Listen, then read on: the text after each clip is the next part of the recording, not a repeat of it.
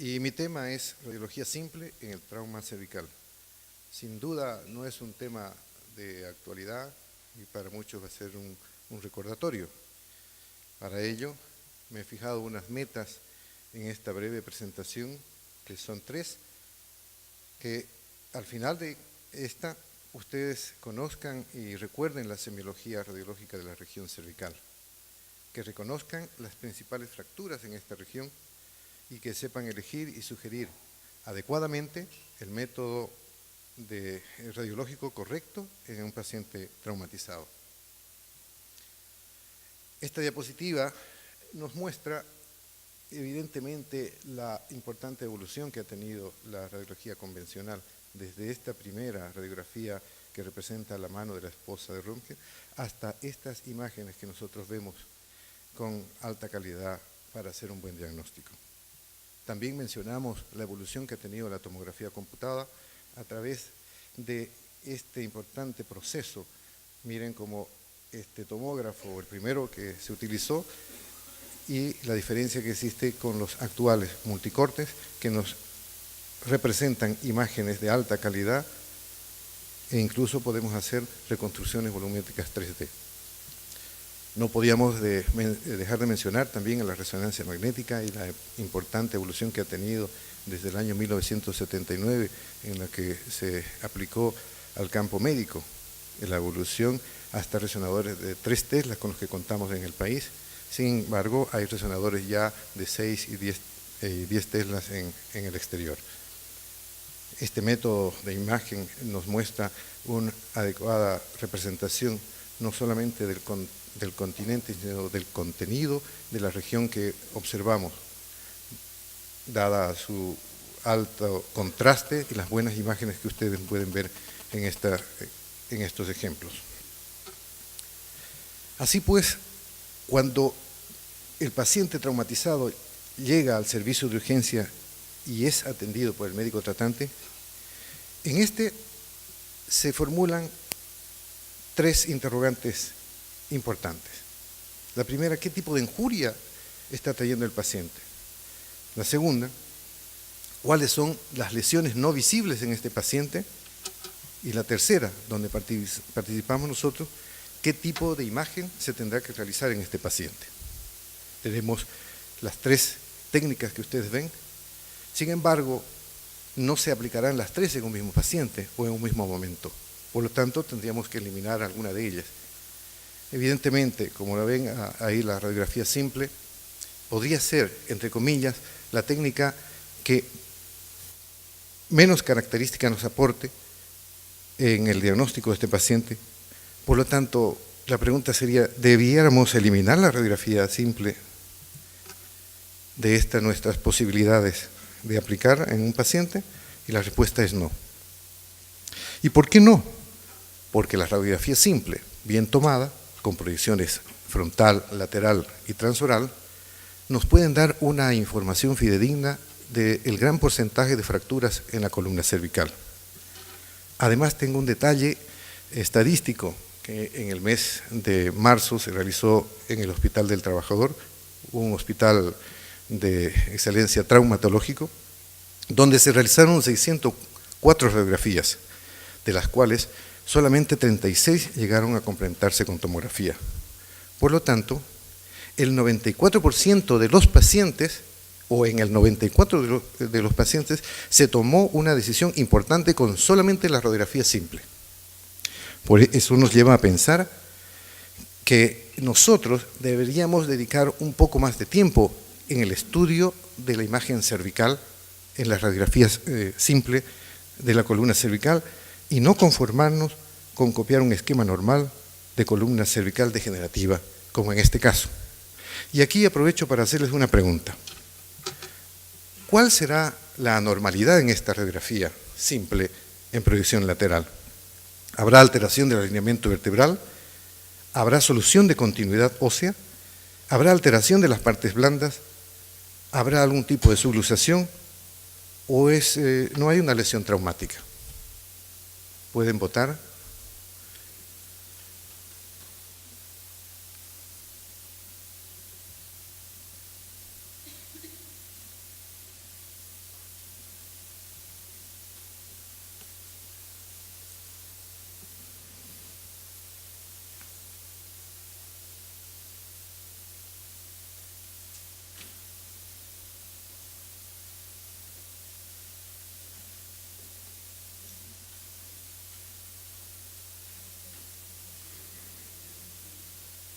¿Estamos?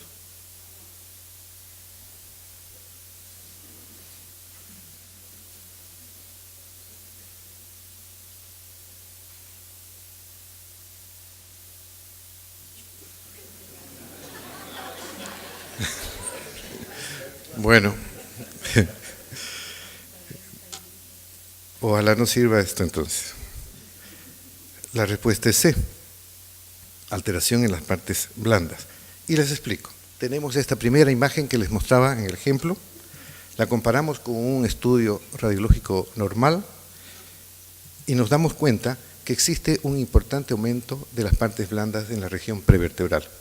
En este paciente, que era difícil visualizar un tipo de fractura, sin embargo, este signo indirecto nos ayuda a predecir o a indicar que sea una tomografía computada y él tenía una fractura del tipo 3 de la apófisis odontoides. En este otro caso, también, aunque no es una proyección adecuada, pero les voy a pedir ¿qué piensan? ¿Cuál será la normalidad en esta? Igual habrá una alteración en el alineamiento vertebral, habrá una solución de continuidad ósea, habrá alteración de las partes blandas, algún tipo de subluxación o no hay lesión traumática. Voten, por favor.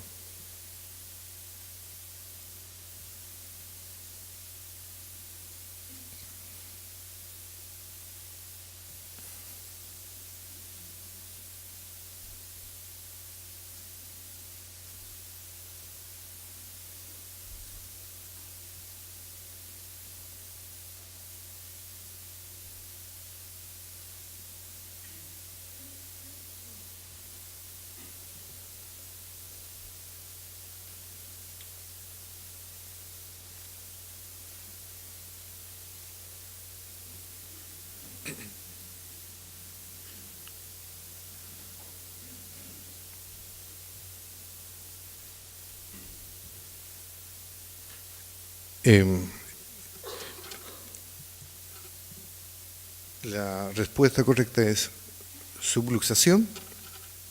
Felicito a los que vieron esta imagen.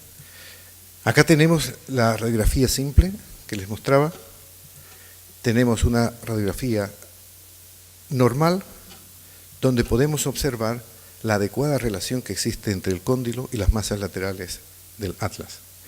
En cambio, en este paciente ven un grado de subluxación donde no existe una adecuada relación entre el cóndilo occipital y las masas laterales. Por lo tanto, estamos enfrente de un tipo de lesión muy importante y muy letal por el daño bulbomedular que puede producir. Esto se corrobora con resonancia magnética, donde además demuestra un importante aumento de las partes blandas que también eran visibles en la radiografía simple. En este otro caso, y ahí va la tercera pregunta, también les pido su opinión. ¿Cuál será la anormalidad que ustedes pueden observar en esta proyección lateral de columna cervical? Voten, por favor.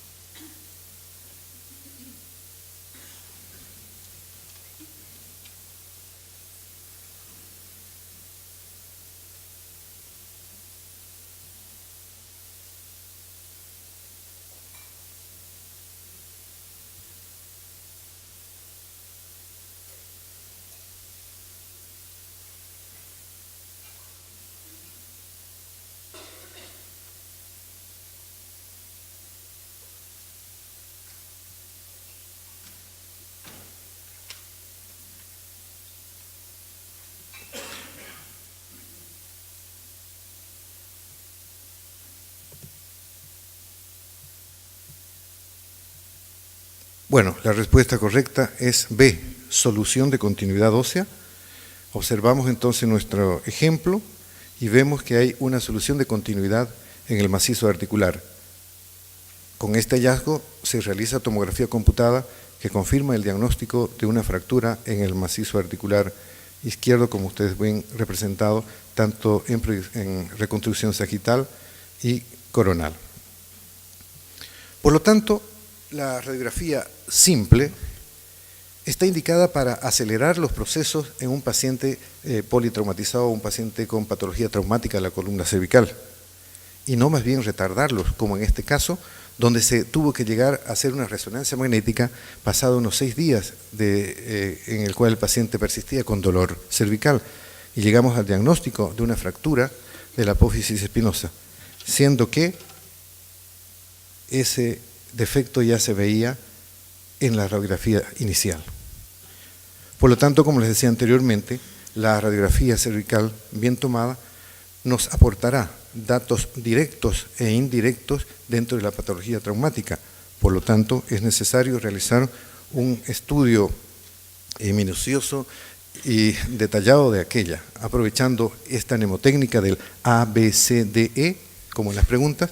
Podemos decir que tenemos que indagar dirigidamente el adecuado alineamiento vertebral, averiguar las partes blandas, cómo están, las características del cartílago, el disco y la estructura ósea. Para eso nos valemos de líneas imaginarias, como son la línea vertebral anterior, la vertebral posterior, la espinolaminar y la espinal posterior. Como pueden ver en estos ejemplos, entonces acá hay una leve alteración de la línea espinolaminar en esta fractura de C1. En cambio acá observamos en este tipo de subluxación unilateral un defecto o una alteración en la línea cervical o vertebral anterior y posterior. Y en esta importante fractura, subluxación bilateral, observamos todas las líneas alteradas.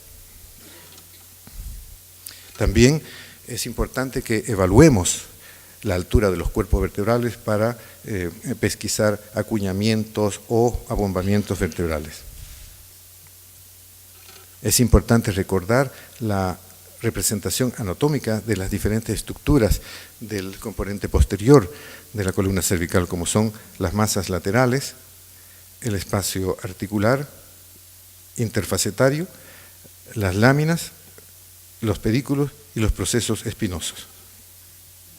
También recordar de evaluar el espacio atlas axis, que en los adultos no tiene que pasar los 3 milímetros y en los niños tendrá más o menos unos 5 milímetros debido a la lasitud del ligamento transverso. El espacio articular también debe ser evaluado porque este puede estar disminuido o puede estar ampliamente expandido en casos de lesiones por hiperextensión con indemnidad ósea, siendo este el único dato que nos ayude a hacer ese diagnóstico. También las partes blandas paravertebrales son importantes, como veíamos en el ejemplo citado anteriormente. A nivel de la nasofaringe podemos esperar un espesor máximo de 10 milímetros, a nivel de la retrofaringe un espesor máximo de unos 5 a 7 milímetros y en el espacio retrotraqueal un espesor máximo de 22 milímetros. Importante también evaluar a través de la proyección transoral la adecuada representación de las estructuras óseas y el buen alineamiento de los macizos articulares, tanto del atlas como del axis, como pueden ver ustedes en el ejemplo. En esta proyección transoral vemos bien delimitada el desplazamiento que existe de las masas laterales.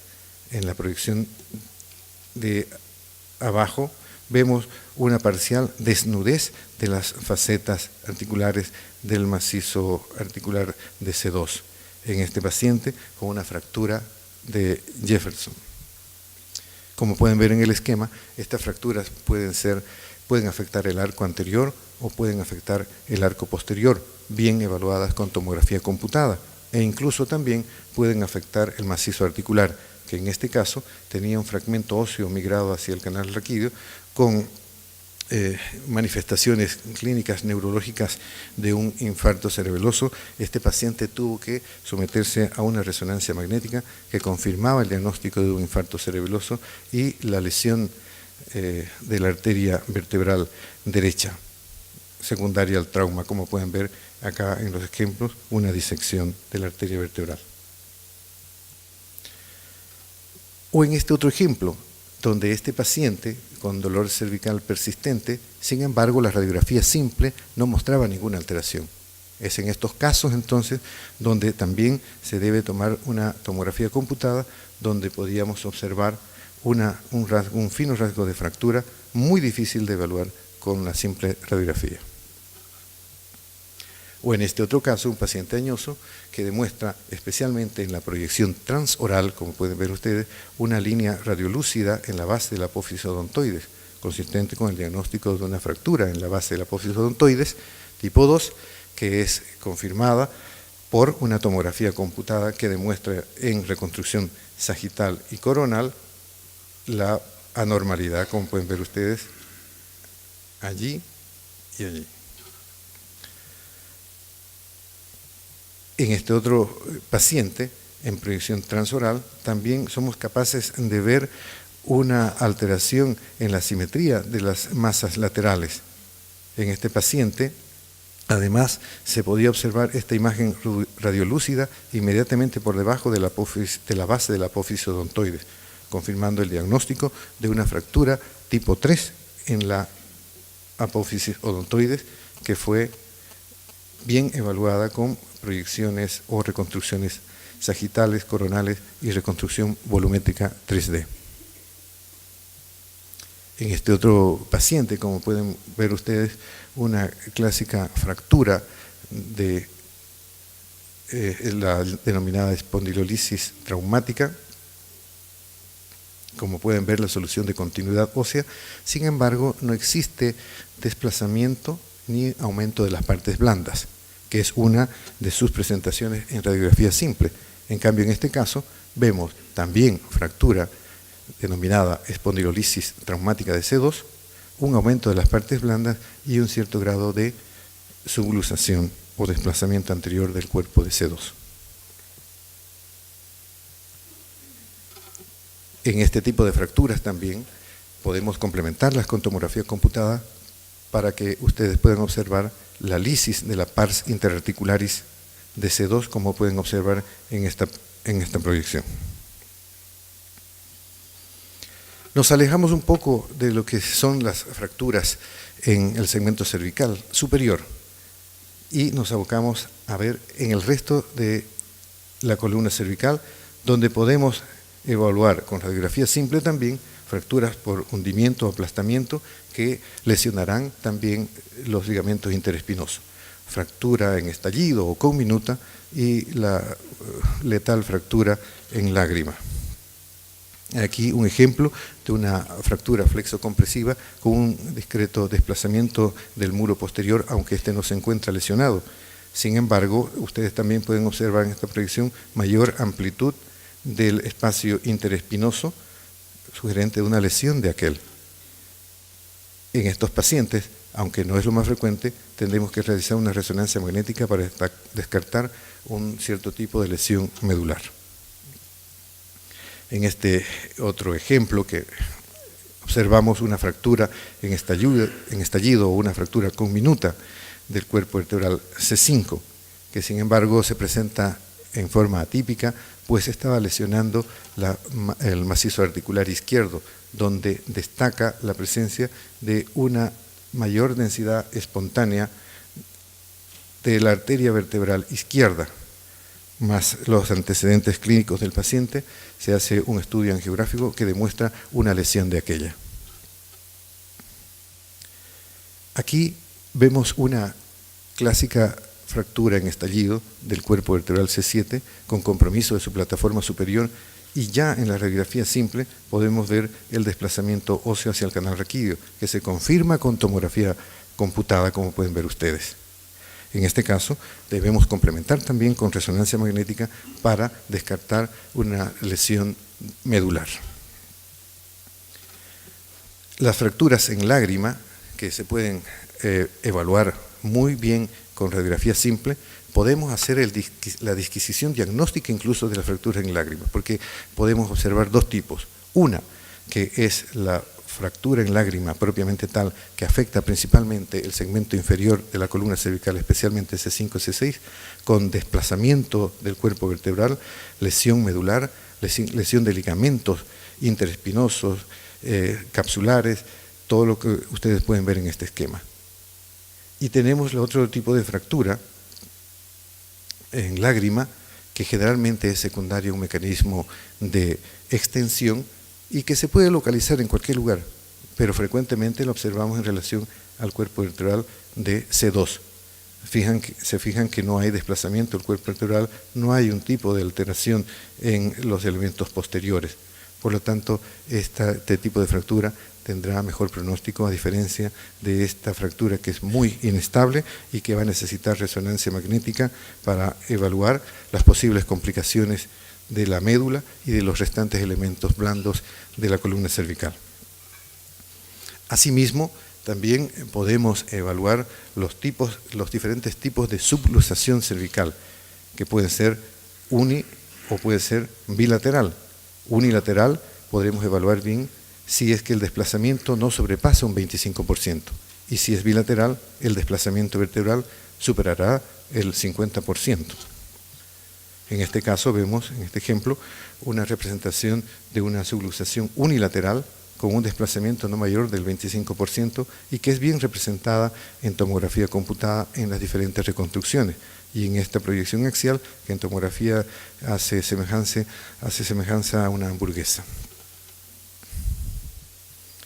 En este otro tipo, que es mucho más comprometedor, tenemos una luxación, una subluxación bilateral con un desplazamiento mayor del 50%, como ustedes pueden ver. Esta va a ser muy inestable y por el desplazamiento que tiene, entonces ya nosotros estaremos imaginando el tipo de lesión medular que va a tener. Por lo tanto, la resonancia magnética en estos casos también está indicada para ver no si hay lesión, sino va a verificar el tipo de lesión que tiene la médula y los tejidos blandos. Así pues, cuando llegamos al final de este breve recorrido, nos hacemos la siguiente pregunta: ¿cuándo debo realizar un TAC o una resonancia? Que hemos ido citando a lo largo de esta breve presentación. Y vamos a realizar una tomografía cuando se identifica una lesión, como lo hemos visto en los diferentes ejemplos. O vamos a realizar tomografía también en pacientes en los que no se puede lograr una buena técnica radiológica, o en pacientes con compromiso de conciencia, o, como habíamos visto en el ejemplo, en pacientes con dolor persistente o alteración al examen físico, a pesar de tener radiografías normales. ¿Y cuándo vamos a realizar resonancia magnética? Cuando estos pacientes, agregado al trauma cervical, tengan déficits neurológicos compatibles con una lesión medular, en que haya también deterioro de la función neurológica y sospecha de lesión de ligamento. Y para terminar, les quería mostrar esta imagen para que ustedes se den cuenta de todo lo que hemos hablado en este momento. A simple vista, esta es una persona añosa, pero si miramos con atención, ahí también podemos ver una bella doncella. Muchas gracias.